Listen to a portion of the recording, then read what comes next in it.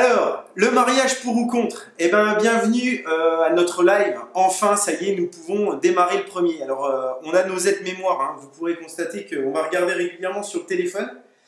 Le mariage pour ou contre? Pourquoi se marier en un mot? Et pourquoi se marier ou pas, effectivement, en deux mots. Alors, avant de commencer, j'aimerais vous présenter Maître Bernard. Maître Bernard qui est notaire et qui va nous donner les aspects juridiques. Donc on va organiser ça de manière très ludique. Et avant toute chose, je tiens à remercier, donc là j'ai une longue liste parce que c'est vraiment grâce à vous qu'on a pu construire un programme très intense. Vous parlez 10 minutes, ça va prendre à peu près. Donc je tiens à remercier, ça va aller très vite, écoutez vos prénoms, Mika, Maëva, Sandra, Nicolas, Ma Liberté, Vladivostok, Stéphanie, Laure, Céline, Emmanuel, Nini, Émilie, Jérôme, Patrick, Marion, Yacinta, Laetitia, Caro, Sandy, Brice, Maïbo. Eh bien merci à tous parce que grâce à vous en fait, nous allons vous donner le programme des 10 prochaines minutes. Alors, suite au live, là, normalement vous devriez avoir devant vous le programme. Nous allons vous donner tout d'abord le constat. Le constat des gens qui sont pour, le constat des gens qui sont contre. Ensuite, nous soulèverons pour quelles raisons le mariage gagne presque toujours vis-à-vis de ses adversaires, que sont le Pacs et l'Union Libre d'un point de vue technique. Ce sera l'intervention de Maître Bernard qui va nous arbitrer ce combat en 4 rounds. Donc le mariage contre les autres types d'union, avec le premier round, le formalisme, le deuxième round, le régime, le troisième, la séparation, le quatrième round et dernier, les successions. Et ensuite, nous tirerons une conclusion. Donc, pour démarrer, nous allons partir simplement du constat. Le constat, Maître, qu'est-ce qu'on constate aujourd'hui? On constate aujourd'hui que, manifestement, la plupart des gens ne se marient plus pour les mêmes raisons que celles pour lesquelles ils se mariaient avant. Globalement, ils se marient moins et surtout, aujourd'hui, il existe un autre régime qui leur permet également de contractualiser leur union qu'on appelle le Pacs et qui a grignoté des parts de marché au mariage. En gros, on se paxe plus et on se marie moins. Alors, pour les gens qui sont pour, qu'est-ce que nous avons relevé, Maître? Alors, globalement, les gens se marient pour des raisons qui sont extra-patrimoniales. Ils se marient parce que du coup, ils s'aiment, c'est quand même la meilleure raison de se marier, évidemment. La base. Ils se marient également parce que du coup, ils souhaitent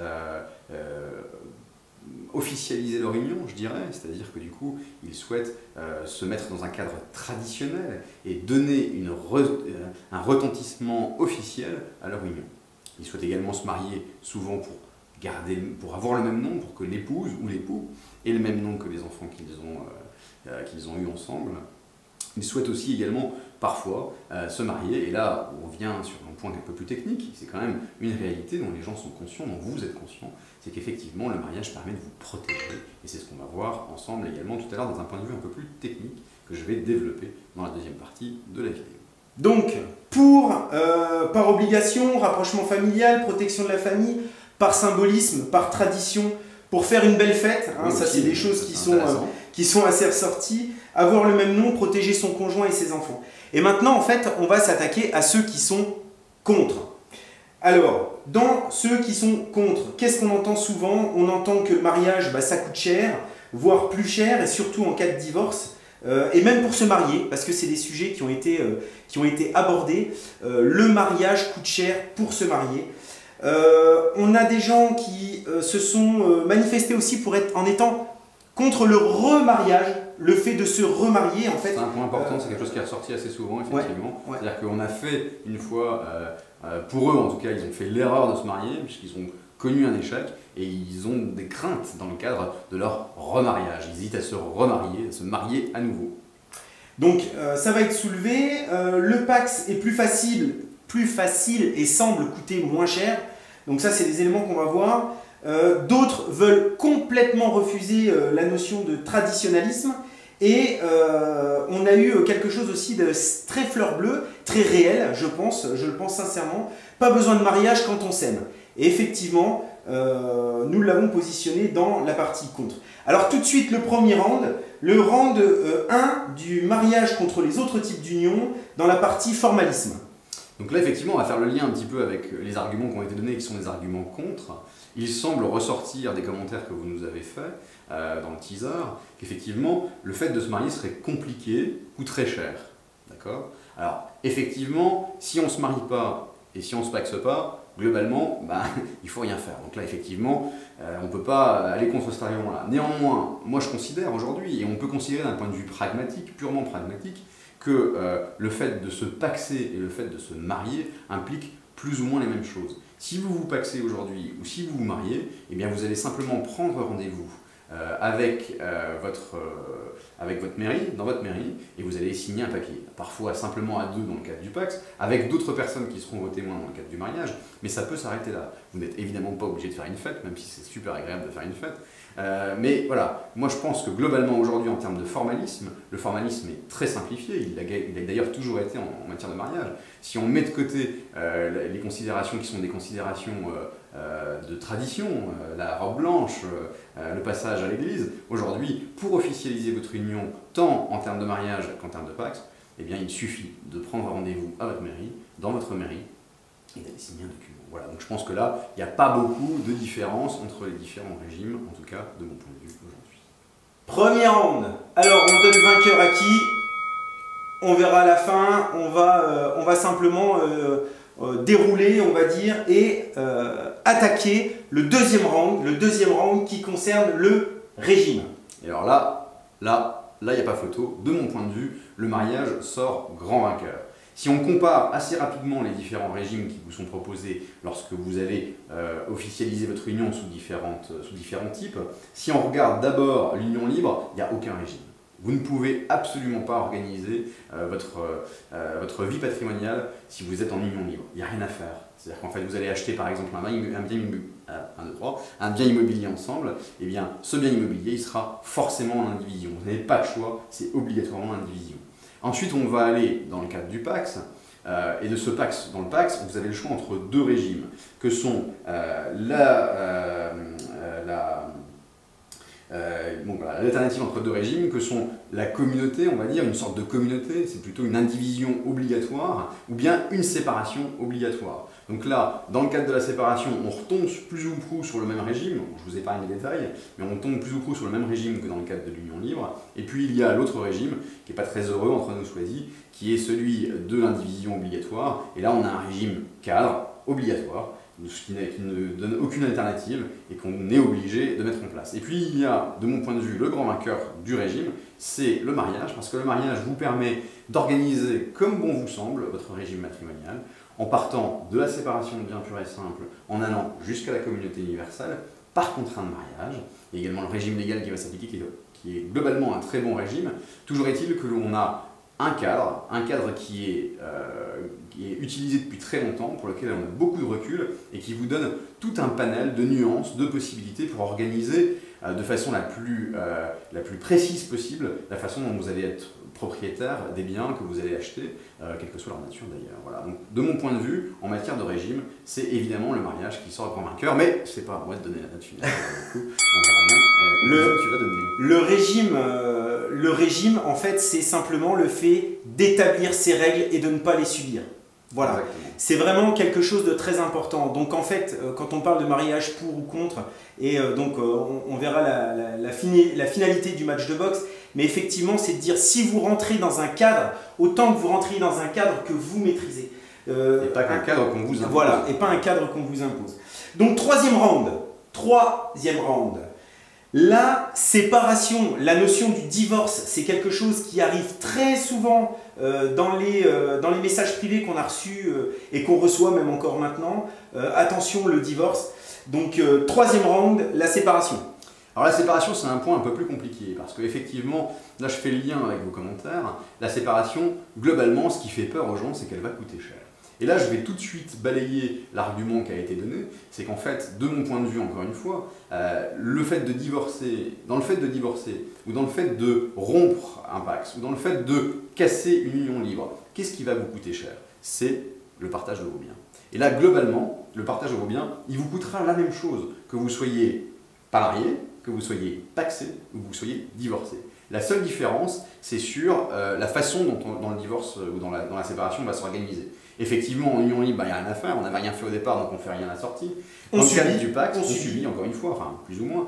Dans le cadre du Pacs, on a la possibilité de se dépaxer de manière unilatérale, de manière conjointe, mais c'est relativement simplifié, puisqu'il suffit d'une simple intention de rompre le Pacs pour que ça prenne effet.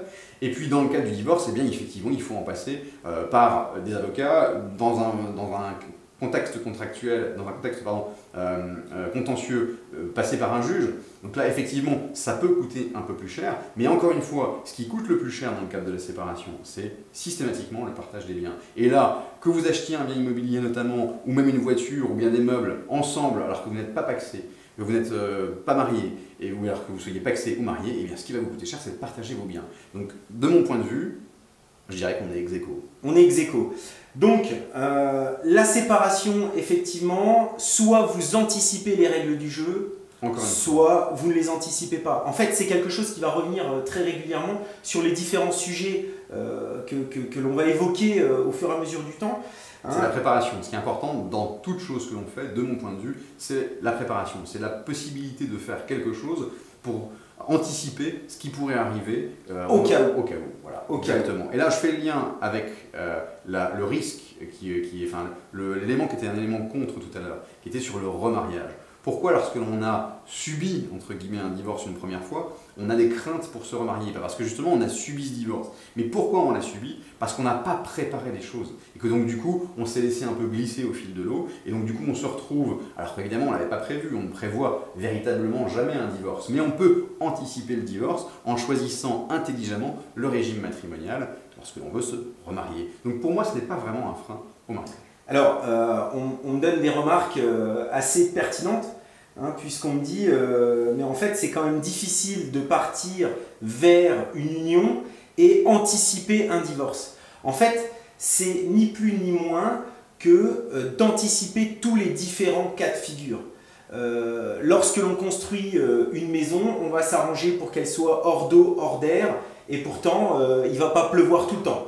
Hein, c'est exactement ça. Donc en fait, là c'est exactement la même manière. L'image, je pense, est assez parlante. Donc c'est simplement anticiper les questions et surtout les cas de figure qui peuvent être les plus difficiles.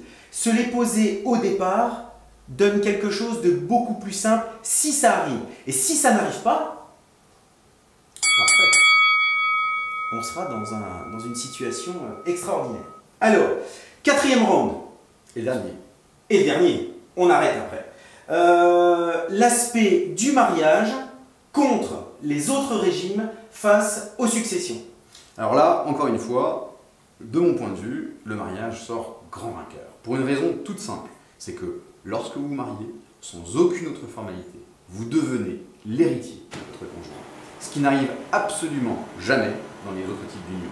Que vous soyez pacsé ou que vous soyez en union libre ou en concubinage, vous ne serez jamais automatiquement l'héritier de votre compagnon. Si votre compagnon décède, vous n'aurez aucun droit. Vous n'aurez des droits que si vous les avez mis en place de façon volontaire, par testament notamment. Et par contre, dans le mariage, vous êtes automatiquement héritier de votre conjoint. Je rajoute à cela une considération qui est une considération fiscale. Et là, de ce point de vue-là, le mariage et le Pacs vont être équivalents, puisque dans les deux cas, vous allez être totalement exonéré de droits de succession entre époux ou entre partenaires. Par contre, là on a un grand perdant, c'est l'union libre ou le concubinage. Dans le cadre d'une disposition qui serait une disposition testamentaire, vous vous diriez, tiens, on vit ensemble, j'ai pas envie que ma concubine se retrouve dans le besoin si jamais je viens à disparaître pour une raison ou pour une autre. Et bien là, vous pourriez dire, bah, je vais l'instituer légataire, on va faire un testament pour que du coup elle puisse avoir des droits. Sauf que là, boum, vous allez vous prendre un coup de massue fiscal, puisqu'il faut savoir que hors mariage et hors Pacs, les droits de succession sont les mêmes qu'entre étrangers, c'est-à-dire de 60%.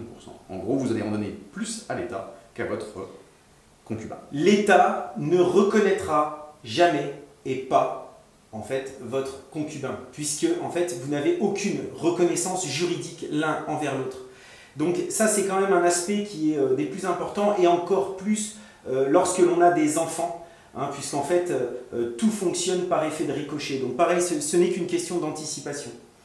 Merci maître pour déjà ces 4 rounds. Donc nous allons vous donner notre conclusion, hein, puisqu'en fait on fait face aujourd'hui à des considérations qui sont à la fois humaines, philosophiques et religieuses. Des considérations festives également, hein, puisque il y a pas mal, ce point est pas mal ressorti, notamment en termes de coût de champagne, hein, parce que c'est vrai qu'en fonction des amis que vous pouvez avoir, ça peut vous coûter très cher en champagne, il faut le savoir. Donc d'un point de vue purement patrimonial, le mariage en fait reste le grand vainqueur de ce match. Voilà, j'espère que ce live vous aura plu. Qui vous aura plu, que ça vous aura animé. Si vous en voulez d'autres, pensez à partager, pensez à aimer, pensez à commenter, pensez à aller sur le site de synerfie.fr, hein, puisque aujourd'hui nous allons vous accompagner, puisque synerfie.fr met la finance au service de l'homme, et nous vous mettons tous les liens dans la description. Voilà, à très bientôt.